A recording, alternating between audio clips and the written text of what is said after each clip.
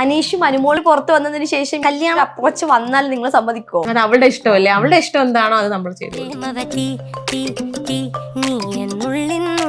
കല്യാണം നോക്കുന്നില്ല. എങ്ങനെയുള്ള ചെക്കനെ അനുമോക്ക് നോക്കുന്നത്? അവളെ നല്ലതായിട്ട് അച്ഛൻ എങ്ങനെയുള്ള മരുമോനെ വേണം? പ്രേക്ഷകരുടെ ആഗ്രഹം എന്ന് പറഞ്ഞാൽ അനീഷും അനുമോളും ഒന്നിച്ചാൽ കൊള്ളാം. രണ്ട് ഓപ്പോസിറ്റ് ക്യാരക്ടറാണ്.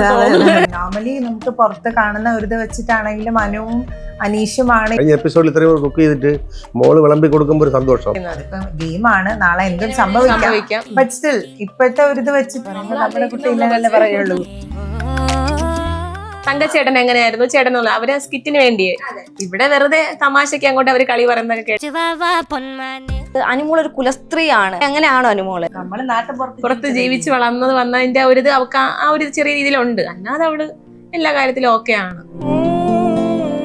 കഴിഞ്ഞ എല്ലാ വീക്കിലും ലാലേട്ടൻ വരുമ്പോ ടാർഗറ്റ് അനുമോളാ. എപ്പോഴും വഴക്ക് പറയുന്ന അല്ലെങ്കിൽ ദേഷ്യപ്പെടുന്ന അനുമോളോടാ. സങ്കടം തോന്നും, വിഷമം തോന്നും. ഇനിയിപ്പോ ഈ എപ്പിസോഡ് വരുമ്പോ എന്ത് പറയണോ ടെൻഷനാ. നമുക്ക് ഞായറാഴ്ച ശനി ഞായറാകുമ്പോ ടെൻഷനാ. PR വർക്ക് നടക്കുന്നു. അല്ല, അവള് തന്നെ അതിൽ പറയുന്നുണ്ട്, ഈ 16 ലക്ഷം ഉണ്ടായിരുന്നെങ്കിൽ അച്ഛന്റെ സർജറി ഒക്കെ ചെയ്തിട്ട് അവള് നിൽക്കുമായിരുന്നു എന്നുള്ള കാര്യം. അവള് കാശിന് വേണ്ടിയാണ് അതിനകത്ത് പോയത്. നമ്മൾ ഈ 16 ലക്ഷം കൊടുത്തിട്ട് അതിനകത്ത് കയറിയിട്ട് ഇത്ര ദിവസം നിൽക്കേണ്ട ആവശ്യമില്ല. അവൾ ഇവിടെ നിന്നാലും അവർക്ക് അത്യാവശ്യം വർക്ക് ഉള്ളതാണ്. അപ്പൊ ഈ 16 ലക്ഷം കഥ എങ്ങനെ വന്നെന്നുള്ളത് അവള് വന്നിട്ട് അവളോട് ചോദിക്കുക. ഇത് ആരോട് എന്ത് പറഞ്ഞ്, അങ്ങോട്ട് ആര് പറഞ്ഞതാണ്, ഇത് എവിടെ നിന്ന് വന്നതാണ്, ഇതിന്റെ സത്യാവസ്ഥ എന്താണെന്ന് അവള് വന്നിട്ട് നമുക്ക് ചോദിക്കാൻ. എല്ലാവർക്കും PR ഉണ്ട്, അനുവിനും ഉണ്ട്. നമ്മൾ പറഞ്ഞ ഈ എമൗണ്ടിന് നമ്മൾ എന്തായാലും ഇങ്ങനെ കൊടുത്തിട്ടില്ല.